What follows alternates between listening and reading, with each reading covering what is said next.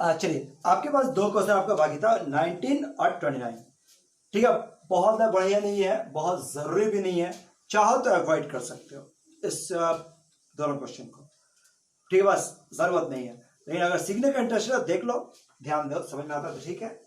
क्या बोला कि कोई सेट है, A is any set, R और एस दो रिलेशन इस पर डिफाइंड है, R and S defined on A पर डिफाइंड है। ठीक है, बस पहला क्वेश्चन, पहला आर भी सिमेट्रिक है, R and S R symmetric. ठीक है, आर इज सिमेट्रिक, ठीक है, एस इज सिमेट्रिक। तो हम लोग को प्रूव ये करना है कि ठीक है, आर इंटरसेक्शन एस यूनिट दोनों है, एक टर्म करते हैं, is also symmetric, is also symmetric, ये भी सिमेट्रिक होगा, ये भी आपका सिमेट्रिक होगा। ठीक है, समझो तो समझ में आ जाएगा। कोई सेट हो सकता है, A is any set, symmetric होने का मतलब क्या है, आर इज सिमेट्रिक कहने का मतलब क्या है, कहने का मतलब क्या है कि if x Y belongs to R, ठीक है, अगर एक्स वाई आर में मौजूद है, then Y X also belongs to R, symmetric होता है। बस ये इक्वेशन नंबर 1, मतलब हर एक्स वाई का उल्टा वाई एक्स होगा, इसलिए इसको कहते हैं if a b belongs to R, अगर ए बी आर में मौजूद है, then b a belongs to R, अगर ए बी आर में मौजूद है तो b a also belongs to R, अगर ए बी आर में मौजूद है तो b a also belongs to R, मतलब हर एक्स वाई का वाई एक्स होगा, हर ए बी का बी ए भी होगा। क्या याद बढ़ेगा? अब इसको ये दोनों दिया हुआ, इसके मदद से ये साबित करना है, ये फायदा। अब सिमेट्रिक है तो हम शुरुआत करते हैं, let m N belongs to R intersection S, वही सिमेट्रिक दिखाना है ना, एम एन को अगर माने तो एन एम भी होना चाहिए।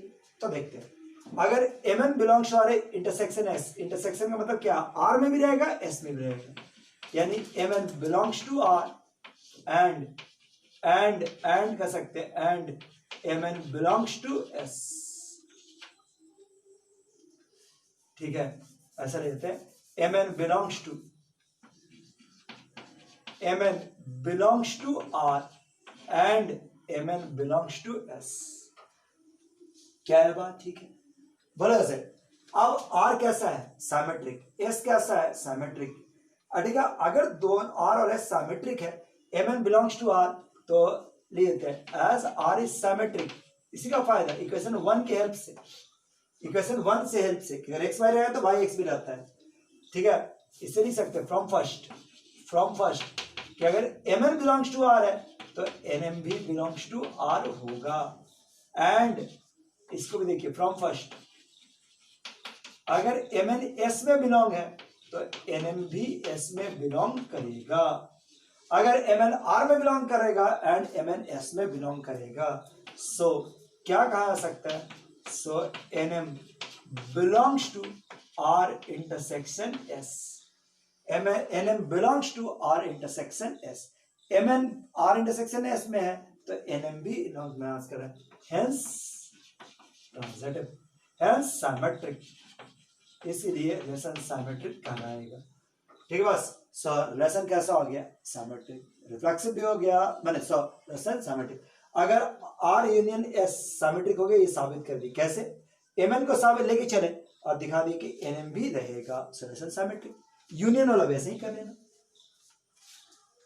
इसी का सेकंड, आर रिफ्लेक्सिव है और एस एनी रिलेशन, तो ये भी तुम जानता है, बहुत अच्छा लिखा, बस केवल देखो, आर और एस ए पर ही डिफाइंड है, आर और एस ए पर डिफाइंड है, मतलब आर इज रिफ्लेक्सिव। बढ़िया देखना, आर इज रिफ्लेक्सिव कहने का मतलब फॉर ईच ए, प्रत्येक ए जो ए में मौजूद है, for each a belongs to A और a belongs to R, R में रहेगा। For each a belongs to A और a also belongs to R, hence so reflexive, यही मतलब होता है, ठीक है, या छोड़ भी नहीं, रिफ्लेक्सिव है, सो इसका ये अर्थ निकल गया कि फॉर ईच ए बिलोंग्स, ए का हर एक एलिमेंट का सेम सेम वाला आर में जरूर मौजूद है। अब बोला S is any relation, S is any relation, S में कुछ भी हो सकता है, सेम सेम वाला रह भी सकता है, नहीं भी रह सकता है। अब बताइए आर यूनियन एस ये रिफ्लेक्सिव होगा, ये साबित करना है, आर यूनियन एस रिफ्लेक्सिव होगा, ये साबित करना है। तो बढ़िया से देखो, आर यूनियन का मतलब क्या होता है, मर्जिंग, मतलब आर का सारा एलिमेंट मिला दिया जाए, एस का सारा एलिमेंट मिला दिया जाए, ठीक है। तो आर यूनियन एस कैसा है, इज ए सेट, ये एक सेट है, ठीक है, in which all elements of R and S are present, ये समझने के लिए है।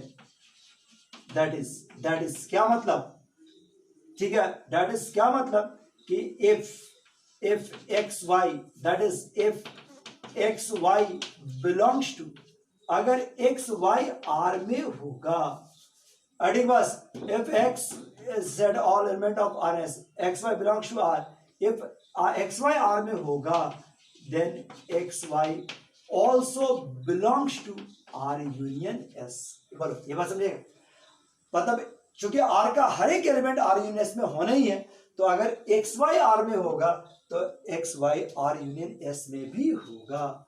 अब इन दोनों इक्वेशन के हेल्प से from first and second same वाला आर में रहेगा, आर का हर एक एलिमेंट आर यूनियन एस में होगा, तो हम कह सकते हैं फ्रॉम फर्स्ट एंड सेकंड के आधार पर ए और ए बिलोंग्स टू आर, और ये आपका सबसेट है आर यूनियन एस का, सो हम कह सकते हैं कि ए और a also belongs to R, ऐसा, ठीक है। For each a belongs to A के सारे एलिमेंट के लिए अगर आर में है तो आर यूनियन एस में भी होगा, सो रिफ्लेक्सिव। सो रिलेशन कैसा हो गया, रिफ्लेक्सिव। जैसे मैं सोच खुद से, सेम वाला सारा एलिमेंट आर में है, देखो सेम वाला सारा एलिमेंट आर में है कि आर का सारा एलिमेंट आर यूनियन एस में है, तो सेम वाला ऑटोमेटिकली आर यूनियन एस में नहीं हुआ, अगर आर यूनियन एस में हो गया सो रिफ्लेक्सिव। सो प्रूव्ड। लीजिए ये था 18। अब एक क्वेश्चन लास्ट में बाकी है 29 नंबर, ऐसा हम सजेशन करेंगे मत देखो इसको, मत देखो, लेकिन नहीं बताएंगे तो लगेगा नहीं यार इसलिए बताए, लेकिन 29 नंबर नहीं देखो, अच्छा है, हम लोग के लिए लेवल थोड़ा ऊंचा कर दिए। मतलब तुम्हारे पास दो एलिमेंट करके चला था ना, ऑर्डर पेयर में हम लोग क्या बना था एक्स वाई करके, और इसमें दो एलिमेंट ऑर्डर पेयर बनाया था, इसमें दो ऑर्डर पेयर एक नया ऑर्डर पेयर बना रहा है, दो ऑर्डर पेयर एक नया ऑर्डर पेयर बना रहा है, मतलब थोड़ा सा लेवल सा। जैसे हम लोग अभी तक क्या पढ़ते थे क्वेश्चन कि ए क्या है, सेट ऑफ नेचुरल नंबर, ठीक है, relation is defined on A,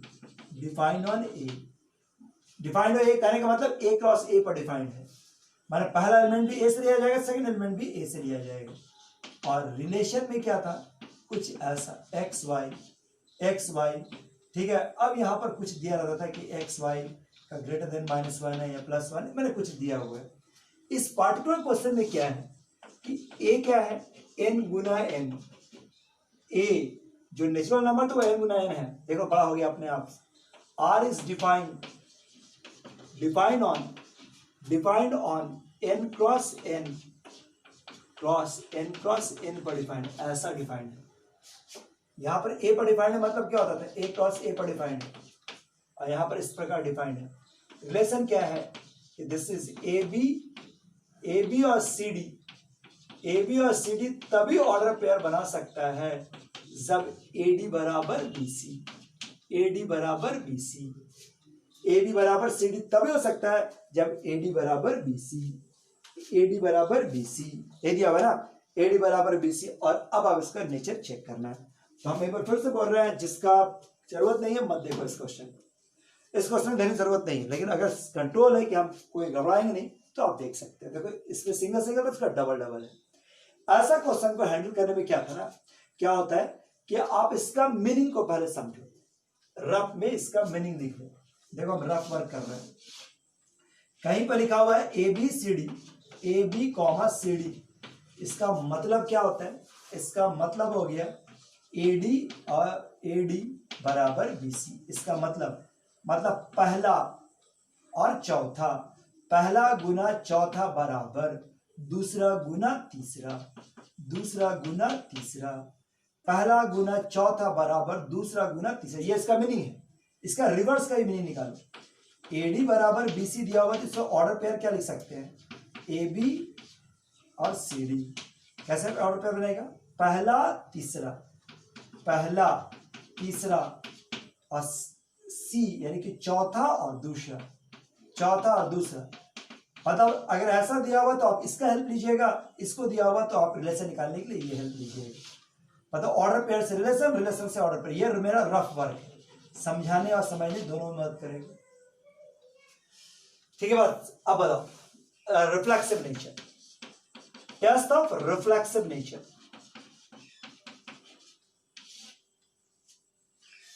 अड़ेगा test of reflexive nature, इसको एक बार देख लीजिए। टेस्ट ऑफ रिफ्लेक्सिव नेचर, बता रिफ्लेक्सिव नेचर कैसे टेस्ट करेंगे? फंक्शंस का रिफ्लेक्सिव नेचर कैसे टेस्ट करते हैं? सो सेम वाला 1 1 2 2 3 3 ऐसे चेक करते हैं, लेकिन इस बार क्या रहेगा? AB AB, BC BC, CD CD, माने कुछ इस तरह का रहेगा। AB AB, BC BC, CD CD।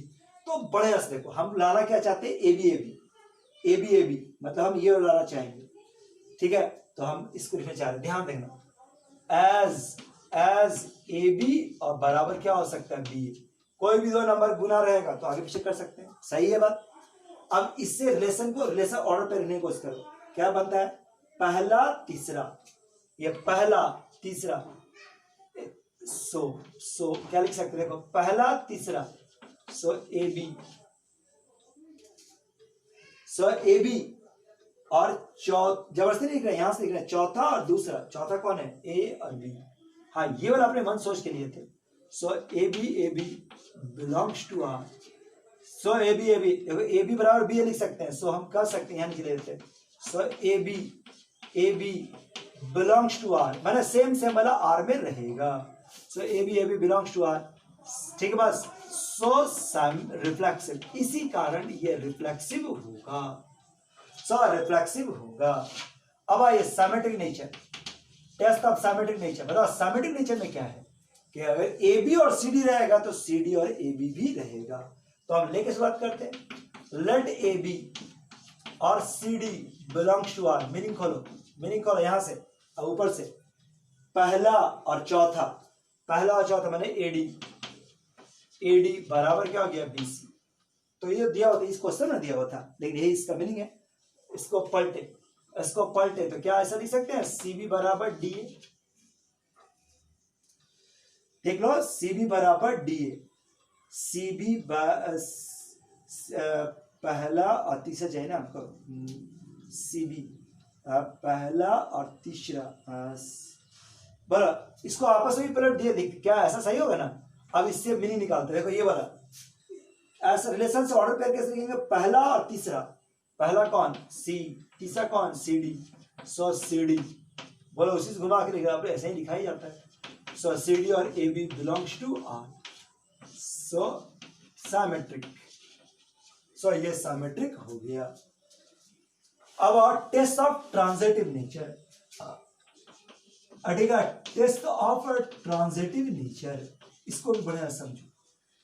AB CD belongs to R, CD EF belongs to R। ठीक बात। हमको साबित करना है कि AB और EF भी R में रहेगा।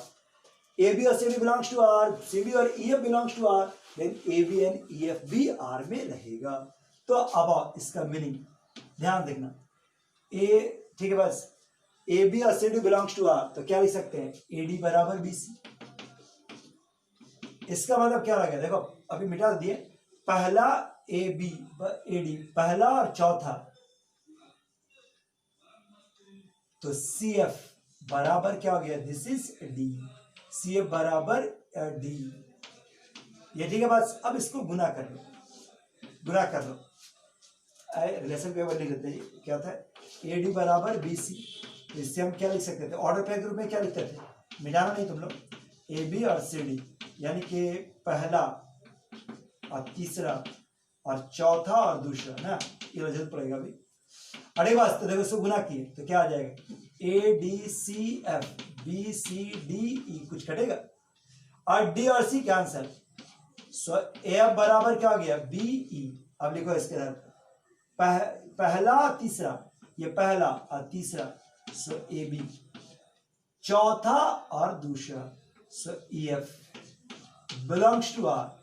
ठीक बस, ए बी और बी सी डी रहेगा, सी डी और ई एफ रहेगा, तो ए बी और ई एफ भी रहेगा। सो ट्रांजिटिव, ट्रांजिटिव थोड़ा सा बाउंस कर रहा होगा, इसको 2 या 3 बार देखिए, 4 बार देखिए तो समझ में आ जाएगा, और उसके बाद नहीं आया तो छोड़ दीजिए। ठीक है, वैसे ये पूरा रिलेशन टॉपिक फिनिश, यहां से रिलेशन टॉपिक फिनिश।